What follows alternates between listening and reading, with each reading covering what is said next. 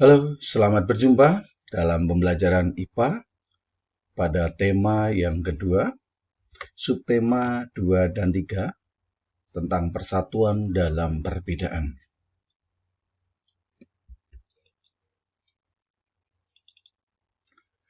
Nah, hewan sama dengan tumbuhan juga menyesuaikan diri terhadap lingkungannya. Tujuan hewan menyesuaikan diri terhadap lingkungannya adalah 1.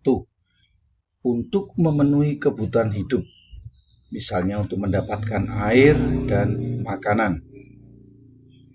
2. Mengatasi kondisi lingkungan yang ekstrim, misalnya lingkungan yang sangat panas, dingin, atau kering. Yang ketiga, melindungi diri dari pemangsa. Setiap hewan biasa memiliki ada pemangsanya, karena berlaku hukum rimba, siapa yang kuat itu yang berkuasa. Nah, kita masuk pada penyesuaian struktur gigi. Jadi hewan menyesuaikan diri dengan kita lihat dari struktur giginya. Kita mulai dari hewan karnivora ya.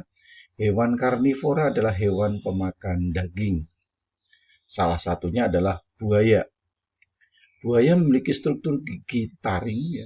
Nah, ini gigi taring yang tajam, yang sangat tajam ya, untuk memudahkan dalam memakan daging. Jadi, hewan-hewan yang memiliki struktur gigi taring yang sangat tajam itu rata-rata adalah hewan karnivora. Di situ masih ada hewan yang lain, diantaranya adalah buaya, ya, buaya, hiu, kemudian ada komodo dan hewan-hewan yang lain, ada harimau ya. Kemudian kita lanjut. Yang kedua adalah hewan herbivora, yaitu hewan pemakan rumput atau pemakan tumbuhan. Nah, salah satunya adalah sapi. Kita ambil contoh sapi saja. Sapi memiliki struktur gigi seri, ya, gigi seri dan gigi geraham. Gigi seri ini biasanya ada di depan yang berfungsi untuk memotong, ya, dan gigi geraham di belakang untuk mengunyah.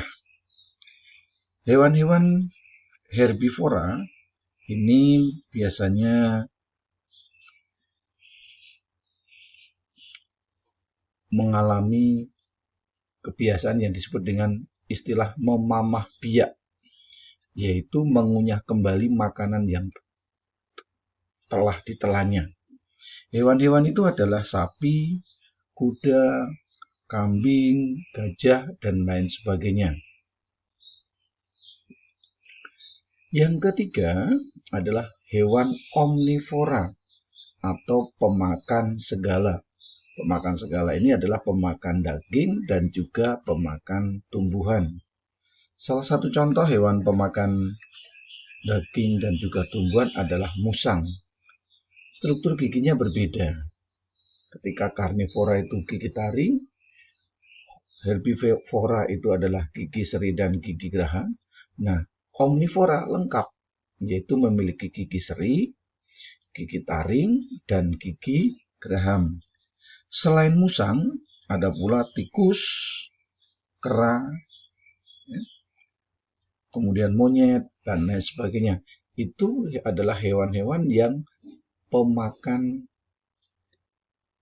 segala. Berikutnya, penyesuaian diri juga berlaku untuk hewan-hewan unggas seperti pada gambar, yaitu bebek. Ya, yaitu dilihat dari paruhnya. Bebek memiliki paruh pemakan cacing berbentuk lebar, memiliki struktur seperti sisir di bagian pangkalnya. Ya. Nah, di sini di bagian pangkalnya yang berguna untuk menahan makanan yang licin, ya, agar tidak lepas dan menyaring makanan dari lumpur. Jadi bentuk paruh bebek itu seperti ini. Nah, bentuk yang lain seperti apa? Nah, kita lihat paruh burung berdasarkan makanannya. Yang pertama, misalnya pemakan biji, ya. Dia paruhnya pendek tetapi kuat. Itu contohnya adalah burung pipit. Pemakan daging itu adalah punya paruh yang kuat, tajam, melengkung di ujungnya. Nah, ini ya. Dan ini dimiliki oleh hewan elang. Mencari makan di lumpur seperti sudu, jadi berbentuk seperti sudu nih ya, ini namanya berbentuk seperti sudu. Pangkal bergerigi, di pangkal tadi bergerigi tadi contoh di atas seperti sisir ya, yaitu dimiliki oleh bebek. Kemudian pemakan serangga, kuat, agak panjang, runcing. Ini dimiliki oleh burung pelatuk karena biasanya dia suka batang pohon itu dipatokin gitu ya. Nah, kemudian pemakan ikan, panjang berkantong. Nah, seperti ini. Udah panjang berkantong. Ini dimiliki oleh burung pelikan. Kemudian hewan pengisap madu.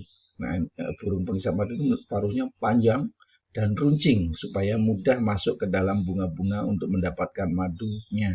Ya, ini dimiliki oleh hewan atau burung kolibri. Nah, penyusian burung selain ada bentuk gigi atau kemudian bentuk kaki, ada pula bentuk-bentuk yang lain ya, seperti kaki tadi contohnya adalah burung elang itu seperti ini ya. Nah, ini contohnya yang tadi kita bahas di atas. Kemudian berikutnya dari bentuk kakinya ya. Yang pertama adalah kaki kakak tua untuk memanjat dan memegang makanan. Nah, ini kakinya ya. Dua ke depan, dua ke belakang ya, kaki kakak tua untuk memanjat sehingga ini bisa memegang pada ranting-rantingnya atau kayu sehingga bisa memanjat dan sekaligus memegang makanannya. Yang kedua, kaki ayam ini untuk mengais, untuk mencari makanan ya. Kaki hewan pengais berbentuknya seperti ini. Beda lagi dengan kaki elang, karena untuk mencengkram mangsa maka kelihatan kokoh ya, dengan kuku-kukunya yang tajam ya. Kemudian beda lagi dengan burung pipit karena hanya untuk bertengger. Jadi ini panjang karena untuk berpegangan pada batang atau ranting-ranting pohon. Nah, yang kelima adalah kaki itik atau bebek ya, karena untuk berenang di air sekaligus bisa digunakan untuk berjalan di atas lumpur karena dia mencari makannya kan di tempat-tempat yang berlumpur sehingga selaput ini tidak mampu menahan kakinya untuk tidak masuk ke dalam lumpur. Beda lagi dengan kaki pelatuk untuk memanjat ya, ini fungsinya untuk memanjat burung pelatuk ini ya, bentuknya seperti ini ya. Kita lanjutkan. Nah, penyusuan bentuk mulut serangga ya. Nah, jadi serangga juga punya bentuk mulut yang berbeda-beda. Kita ambil contoh dulu. Yang pertama adalah kupu-kupu. Memiliki bentuk mulut pengisap karena dia pengisap nektar ya, mengisap nektar dari bunga-bunga, maka dia memiliki bentuk mulut pengisap. Nah, seperti ini contohnya. Nah, yang pertama adalah pengunyah. Ini bentuk mulut pengunyah dimiliki oleh belalang ya. Kemudian yang kedua adalah mulut pengisap. Nah, kupu-kupu itu seperti ini bentuk kalau diperbesar ya.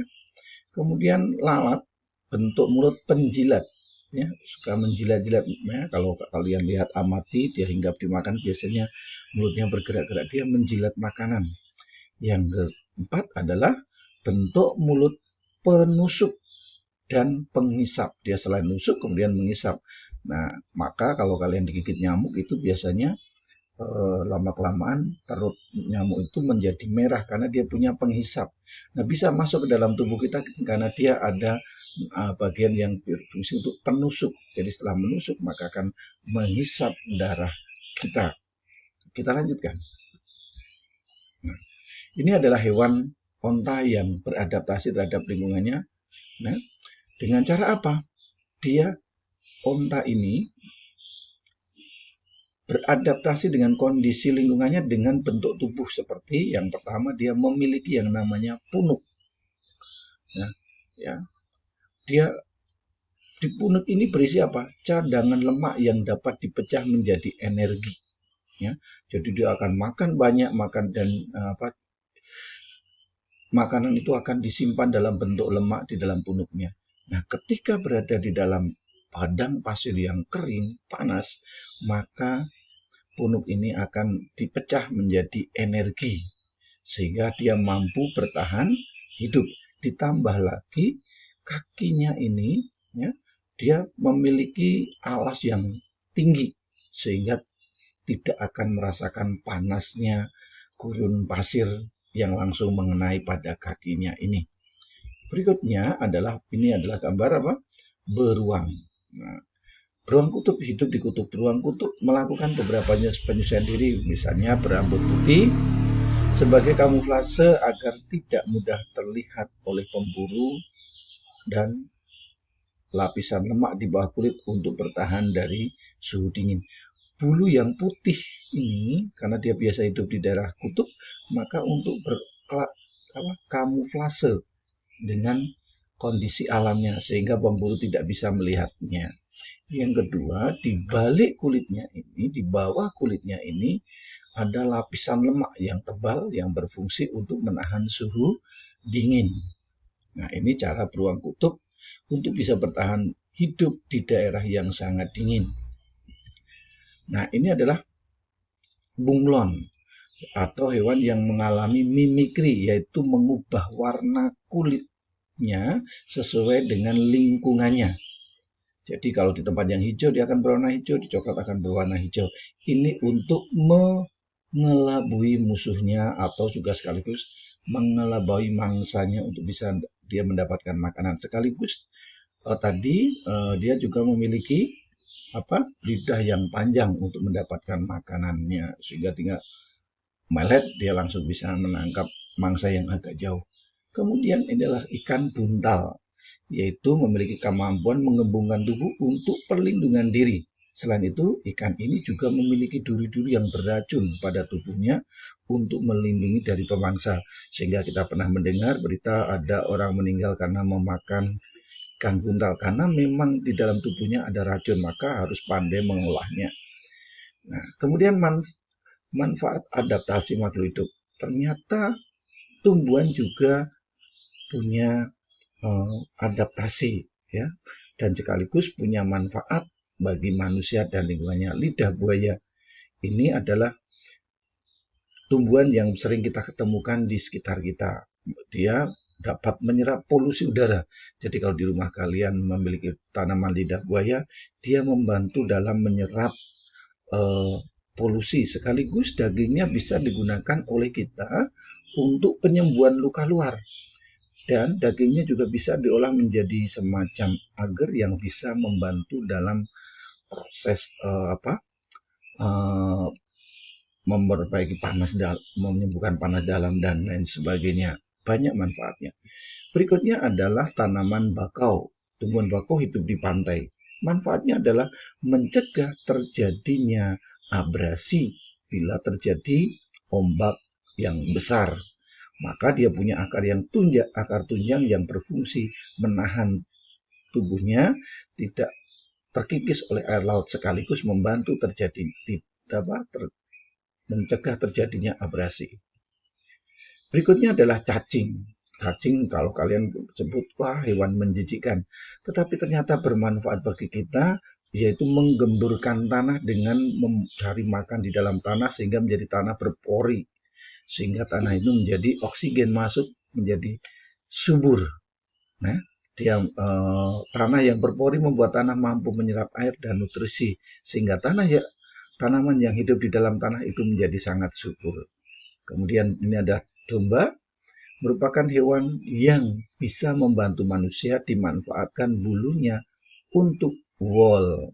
Ya, domba ini membantu manusia selain dagingnya yang kita manfaatkan, juga bulunya yang digunakan untuk kain wool.